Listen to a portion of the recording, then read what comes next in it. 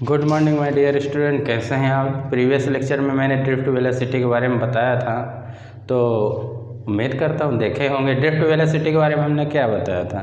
Drift velocity के बारे में हमने ये बताया था कि average velocity of free electrons, average velocity of free electrons inside the conductor from its negative terminal to positive terminal on applying potential difference across the ends of conductor. Average velocity of जो free electrons होते हैं उसी को हम drift velocity कहते हैं। Value of order of 10⁻⁴ metre पर second होती है। आज मैं रिलेशन लेके आए हैं, relation between drift velocity and current. Drift velocity and current के बीच आज का रिलेशन है। तो मेरा नाम है राकेश कुमार विश्वकर्मा और इस चैनल में आपका स्वागत है। देखते रहिए, कमेंट जरूर करिएगा और शेयर। ओके, चलिए शुरू करते हैं।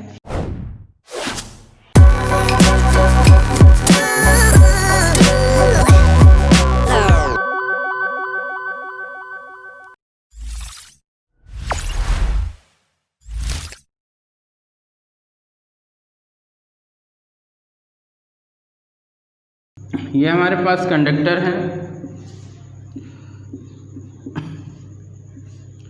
ये हमने कंडक्टर है, इसमें क्या अप्लाई कर दिया है,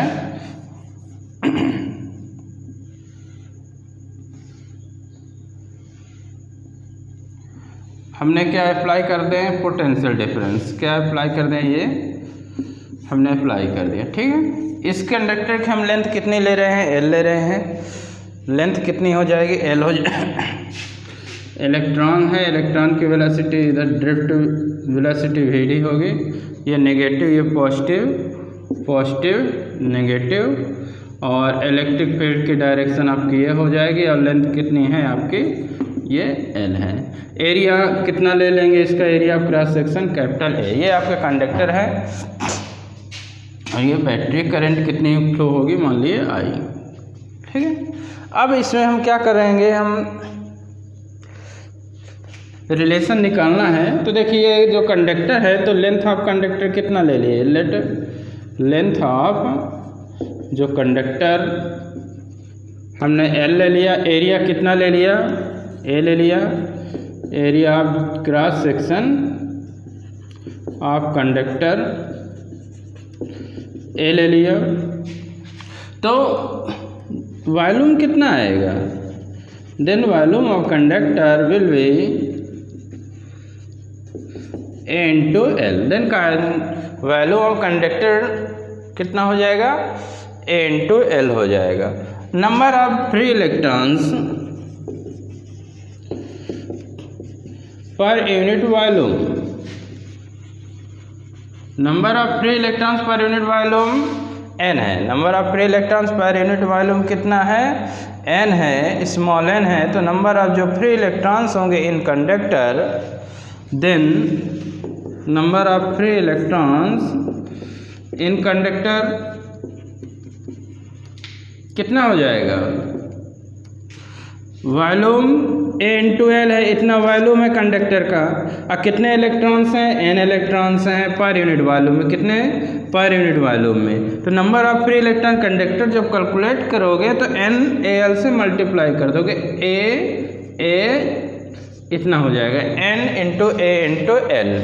ये नंबर आपका क्या निकल आया, आपका इलेक्ट्रॉन्स, फ्री इलेक्ट्रॉन्स निकल आया किसमें, in conductor. Number of free electrons in conductor कितना हो जाएगा आपका, capital N equal to small n A into l. जितना वॉल्यूम होगा नंबर ऑफ फ्री इलेक्ट्रॉन्स, उससे क्या कर दोगे आप, मल्टीप्लाई कर दोगे। क्या कर दोगे, मल्टीप्लाई कर दोगे। Number of free electrons in conductor N A into L, इतना आपका आ जाएगा। हमने मान लिया चार्ज, मान लिया क्या क्या मान लिया, चार्ज। चार्ज हम कितना मान रहे हैं,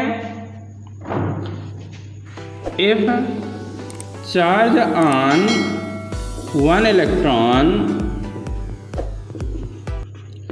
स्मॉल ही है। चार्ज ऑन वन इलेक्ट्रॉन कितना मान लिए, स्मॉल ही है। कितना है, स्मॉल ही है। तो चार्ज ऑन कंडक्टर कितना हो जाएगा, चार्ज ऑन कंडक्टर, देखिए कितना आ जाएगा, Q इक्वल टू चार्ज। देखिए वॉल्यूम आपका, ये कंडक्टर में फ्री इलेक्ट्रॉन्स कितने हैं, NaL, इतने फ्री इलेक्ट्रॉन्स हैं, इतने फ्री इलेक्ट्रॉन्स हैं किसके अंदर है, कंडक्टर के inside the conductor.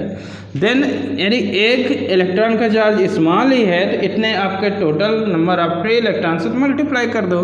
Then charge on conductor NaL into E, इतना आपका क्या निकल आएगा, चार्ज निकल आएगा। फर्स्ट इक्वेशन दे दीजिए, ये आपका क्या निकल आया, चार्ज आपका निकल आएगा। अब क्या निकाल लो, करंट के लिए हमको किसकी ज़रूरत होती है, हमने टोटल चार्ज निकाल लिया। अब क्या निकाल लो, टाइम निकाल लो। क्या निकाल लो, टाइम। रब किए रहे हैं, क्या कर रहे हैं, रब कर रहे हैं, ठीक है। तो अब देखिए एक बार और समझिए, कंडक्टर का एरिया हमने A ले लिया, लेंथ L ले लिया, तो टोटल वॉल्यूम, जो वॉल्यूम ऑफ कंडक्टर N2L हो जाएगा। N2 कितना हो जाएगा आपका, L हो जाएगा। Number of free electrons per unit volume कितना ले लिए, N ले लिए, तो वॉल्यूम N2L है, तो जो number of free electrons per unit volume है N, तो उससे मल्टीप्लाई कर दिए। अब charge on electron small E है, तो charge on conductor Q equal to NaL into E हो जाएगा। आगे देखिए,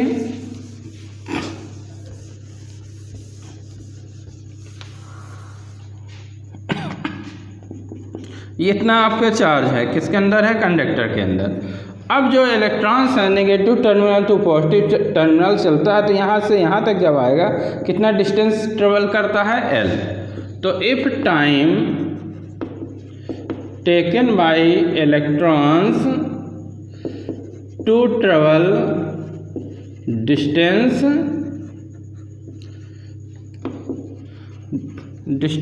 L, कितने L, इलेक्ट्रॉन्स यहाँ से यहाँ तक आता है, L डिस्टेंस ट्रेवल करता है कितनी वेलोसिटी से, vd से। तो टाइम जो रहेगा, टाइम t इक्वल टू कितना हो जाएगा, डिस्टेंस अपॉन वेलोसिटी, यानी t equal to L upon vd हो जाएगा, इक्वेशन सेकंड। तो करंट कितनी फ्लो हो रही है, करंट कितनी फ्लो हो रही है, I। करंट कितनी फ्लो हो रही है, I। तो करंट का जो कॉन्सेप्ट है, करंट I इक्वल टू क्या होता है, चार्ज अपॉन टाइम। क्या होता है, charge upon time. Current equal to क्या होता है, चार्ज अपॉन टाइम होता है। बस रख दो first equation, first divide by second. तो I इक्वल टू चार्ज कितना है आपने निकाला है, NaLe upon L upon Vd, कितना आ जाएगा। Then I equal to LL cancel out, NaE कहाँ चला गया, Vd। ऐसा लिख सकते हैं I equal to NeA Vd, कई तरीके से लिख सकते हैं। अथवा I इक्वल टू, हटाइए, ये किसको रिलेशन रिप्रेजेंट करता है, relation between I and Vd। ये किन में रिलेशन हो गया, करंट और ड्रिफ्ट वेलोसिटी में क्या हो गया, रिलेशन हो गया। करंट एंड ड्रिफ्ट वेलोसिटी में क्या हो गया, ये रिलेशन हो गया। तो ये आपका रिलेशन होता है। ये किस में रिलेशन हमने बताया, करंट एंड ड्रिफ्ट वेलोसिटी में। I equal to NeA Vd, I equal to NeA Vd। N means number of free electrons per unit volume, A means charge on electrons, A means area of cross section of conductor, Vd drift velocity of current. तो ये आपका क्या हो गया, relation हो गया। ये आपका मेन रिलेशन होता है। Derivation of Ohm's law. देखिए डायग्राम तो वही रहता कुल मिला के जो अभी बना हुआ था। इलेक्ट्रिक फील्ड हो गया, इलेक्ट्रॉन्स हो गया आपका, ये Vd हो गया, ये प्लस और ये माइनस। यहाँ पे हमने पढ़ा था कि Vd इक्वल टू कितना पढ़े हो, small E capital E tau upon कितना पढ़े थे, m पढ़े थे। यानी Vd equal to small E capital E tau upon कितना पढ़े थे, m। ये जो कंडक्टर है कंडक्टर की जो लेंथ है, लेंथ कितनी है आपकी, L है। एरिया ऑफ क्रॉस सेक्शन कितना है, कैपिटल ए है। ए इलेक्ट्रिक फील्ड हो गया, V पोटेंशियल हो, करंट कितनी हो गई, I हो गई, जो अभी हमने पढ़ा था। ठीक, VD equal to small A capital A tau upon M पढ़े थे। ठीक है, अब देखिए रिलेशन अभी हमने पढ़ा है, क्या रिलेशन पढ़ा है, I इक्वल टू यानी EA/VD हमने अभी रिलेशन पढ़ा। ठीक है, ये हमने रिलेशन पढ़ा। तो ये ड्रिफ्ट वेलोसिटी है, ये क्या है, ड्रिफ्ट वेलोसिटी के इक्वेशन डेरिवेशन हमने लास्ट ड्रिफ्ट वेलोसिटी के लास्ट लेक्चर में हमने कैलकुलेट कराया इक्वेशन। तो यहाँ पे रिप्लेस करिए, VD की जगह ये रख दीजिए, तो कितना हो जाएगा, I equal to NEA in place of VD ये रख रहे हैं, E capital A tau upon M. I equal to NE square A tau upon M, tau means relaxation time. E equal to कितना पढ़े हैं, V upon L, potential difference और length E equal to यहाँ पे रख दीजिए, तो I equal to NE square V upon L into tau, ये और कैलकुलेट करिए तो कितना हो जाएगा आपका, MLI equal to NE square V tau. तो कितना मिलने वाला है आपके पास,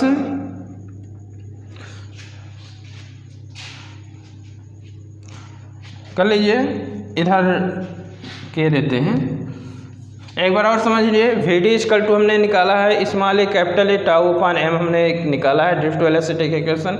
अभी रिलेशन I इक्वल टू यानी AVD हमने पढ़ा है, VD की जगह पे हम ये वैल्यू रिप्लेस कर रहे हैं, ये इस प्रकार आ जाएगा। और E हमारा होता है V अपान L होता है, यहाँ पे आप रख दीजिए, ये तो इतना बनेगा। अब हम तो कितना आ जाएगी ये, यदि V upon I low, V upon I, तो ML upon NE square A tau, ML NE square A tau, तो V अपान I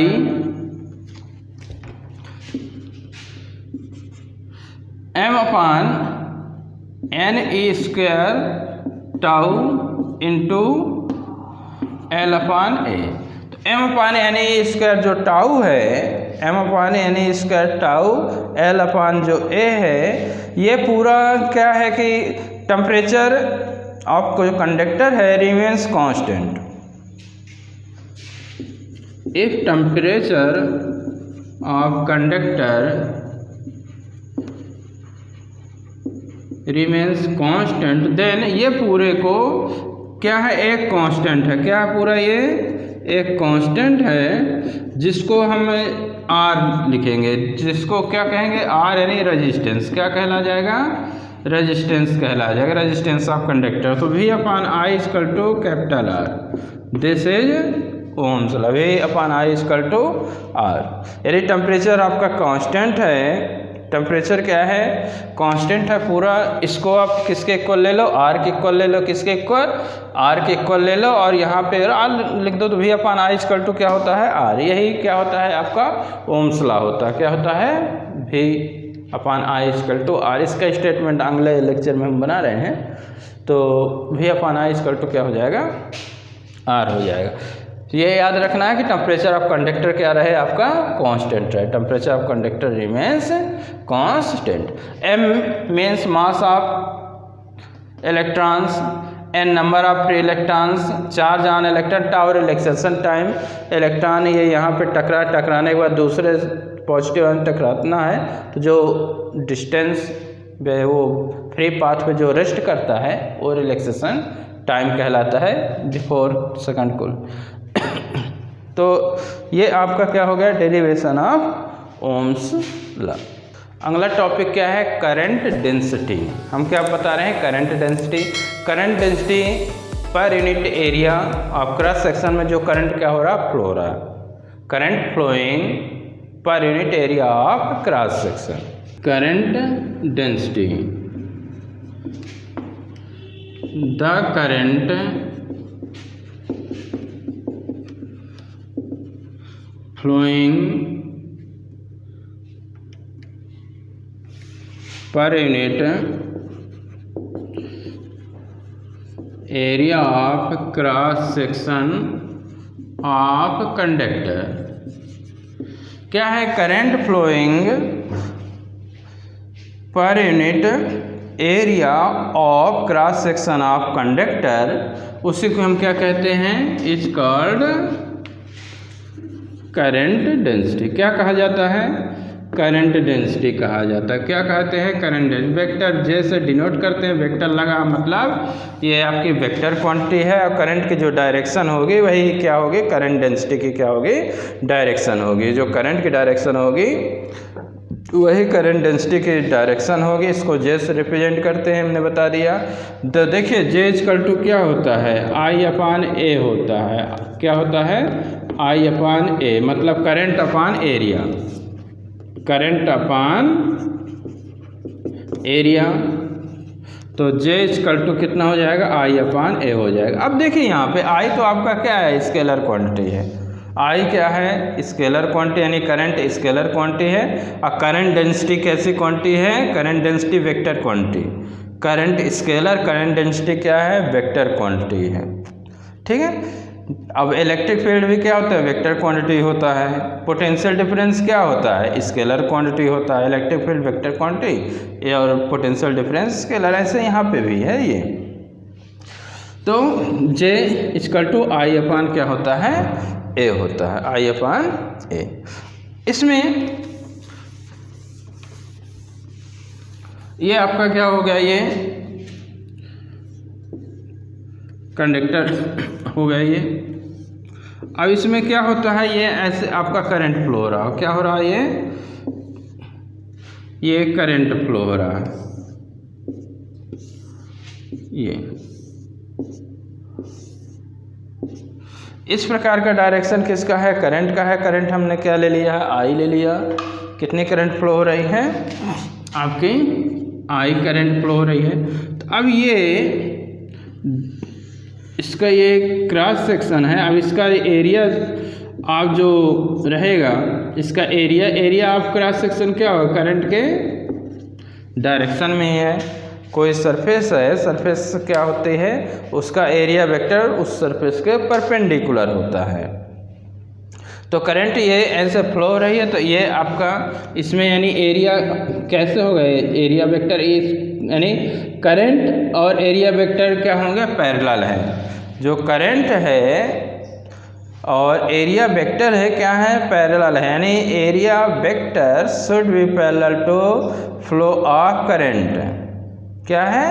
करंट के पैरेलल है। जे आपको हम बता दिए वेक्टर की क्वांटिटी होती है। अब देखिए ये तो ठीक है, लेकिन यदि आपका ऐसा है, यदि एरिया वेक्टर पैरेलल नहीं है किसके?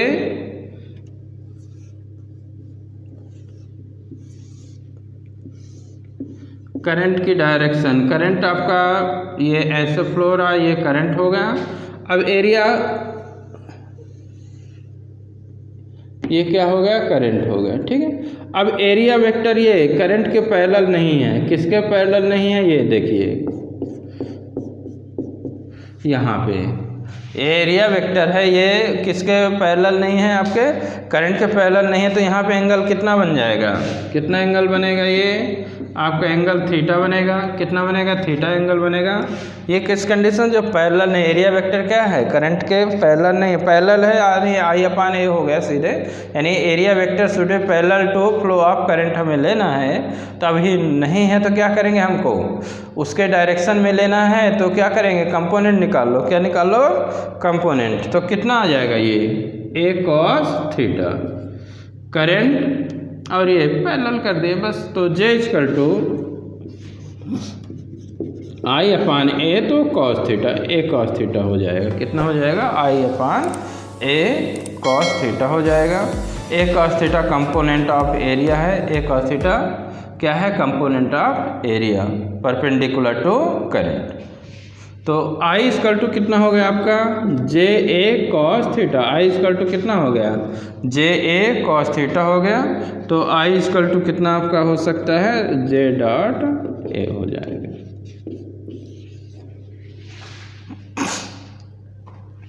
यानी एरिया वेक्टर और current parallel to each other हमें लेना शुड भी पैरेलल होना चाहिए।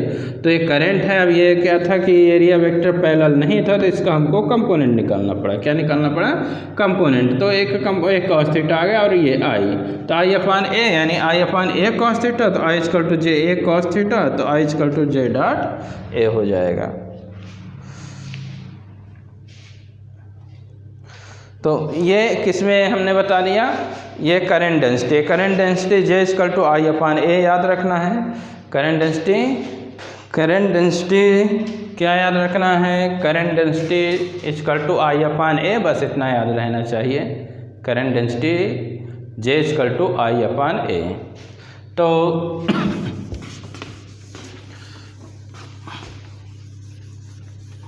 देखिए इसमें यूनिट की बात करें, किसकी बात करें? यूनिट की। तो unit J equal to I upon A, ampere per metre square unit हो जाएगी। डायमेंशन फार्मूला कितना हो जाएगा? ए और एल स्क्वायर, तो ए एल ऊपर जाएगा, एल पर -2 ए आपका हो जाएगा, यानी m0 l-2 t0 ए आपका ये क्या डायमेंशन। हमने बताया ये कैसी क्वांटिटी है? Vector quantity. कैसी क्वांटिटी है? वेक्टर क्वांटिटी है। कैसी क्वांटिटी है? वेक्टर क्वांटिटी है। और ये क्या होती है? करंट डेंसिटी क्या होती है? प्रॉपर्टी होती है ऑफ पॉइंट। करंट जो डेंसिटी है is a characteristic property of a point होती है inside conductor.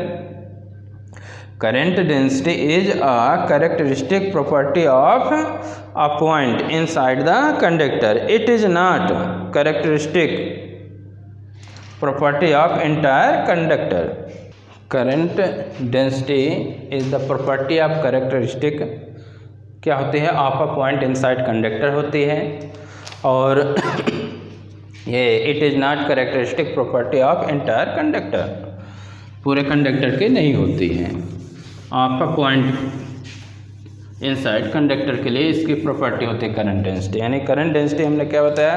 Current density is a characteristic property of a point inside the conductor. आप देखिए थोड़ा सा ही है, जैसे इस प्रकार आपके पास दिया है,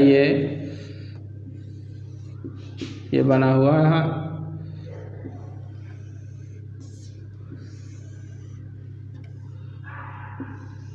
कुछ इस तरह है, ठीक है। अब पूछ लिया गया कि कहाँ पे करंट डेंसिटी होगी, कहाँ की करंट डेंसिटी क्या होगी? ज़्यादा होगी। करंट ये फ्लो हो रहा है, आई फर्स्ट ले लिए और ये सेकंड ले लिए। बट पूछा गया कि ये इसमें करंट डेंसिटी कहाँ पे होगी ज़्यादा? करंट डेंसिटी किस पॉइंट की, 1 की होगी कि 2 की होगी? तो देखिए करंट तो सेम ही होगी। करंट डेंसिटी की बात कर रहे हैं तो करंट देखो J इक्वल टू कितना हो जाएगा? J इक्वल टू आपने क्या पढ़ा? आई अपान ए पढ़ा। J इक्वल टू क्या पढ़े हो? आई अपान ए। आई अपान ए आपने पढ़ा है, तो कितना हो जाएगा? J1 इक्वल टू इस पॉइंट के लिए I1, इस पॉइंट के लिए I1, और यहाँ का एरिया कितना ले लिया? A1। इस पॉइंट के लिए करंट I2 और एरिया क्या ले लिए? A2। अब देखिए एरिया यहाँ का ज़्यादा है, एरिया क्या है? ज़्यादा है किससे? इससे। बस इतना ये ध्यान दो ना कि एरिया ज़्यादा तो करंट डेंसिटी कम, एरिया ज़्यादा तो करंट डेंसिटी क्या हो जाएगी? कम हो जाएगी। एरिया कम है तो करंट डेंसिटी ज़्यादा, यानी 2 सेकंड पॉइंट के यहाँ की करंट डेंसिटी क्या होगी? ज़्यादा होगी। J1 is less than J2। बस यार इस चीज़ से ध्यान रखो, J equal to I upon A, J equal to I upon A. Area कम तो करंट डेंसिटी ज़्यादा, तो यानी सेकंड पॉइंट की करंट डेंसिटी क्या होगी? ज़्यादा होगी। सेकंड जो पॉइंट है यानी यहाँ पे करंट डेंसिटी कम होगी, यानी करंट क्या कितनी फ्लो हो रही है? आई, यानी I1 I2 हमने सेम लिया है, यानी आई करंट फ्लो हो रही है। तो इस पॉइंट का एरिया कम है तो यहाँ पे करंट डेंसिटी ज़्यादा होगी। छोटा सा क्वेश्चन था, करंट डेंसिटी क्या होगी? ज़्यादा होगी। यहाँ लिख लेते हैं एरिया ज़्यादा, ठीक है। ये यहाँ का एरिया ज़्यादा है, यहाँ का एरिया कम है, तो यहाँ की करंट डेंसिटी इस कॉन्सेप्ट से क्या होगी? ज़्यादा होगी, यानी J2 ज़्यादा होगा सेकंड पॉइंट का, J2 क्या होगा, ज़्यादा होगा। तो ये हमने रिलेशन बता दिया। करंट एंड ड्रिफ्ट वेलोसिटी में ओम्स लॉ का डेरिवेशन बता दिया। ओम्स लॉ का अलग से स्टेटमेंट वगैरह बताया जाएगा। और यहाँ पे करंट डेंसिटी क्या बता दिया, करंट डेंसिटी J क्या होता है, I/A होता है, वेक्टर क्वांटिटी होती है, वेक्टर क्वांटिटी होती है। डायरेक्शन जो करंट की होती है वही करंट डेंसिटी की होती है। ये क्या होती है, प्रॉपर्टी होती है, characteristic property of a point, characteristic property of a point inside conductor होती है। It is not characteristic property of entire conductor, entire conductor की नहीं होती है। बस इसमें और क्या है, यानी J/I/A, यानी एरिया वेक्टर और current, area vector should be parallel to flow of current, flow of current होना चाहिए। तो जैसे हमने बताया कि एरिया वेक्टर करंट के पैरेलल नहीं था तो हमने कंपोनेंट निकाल लिया, तो I/A cos थीटा निकला। तो ये लेक्चर कैसा लगा कमेंट करके ज़रूर बताइएगा, देखते रहिए, शेयर कीजिए। Okay, thank you.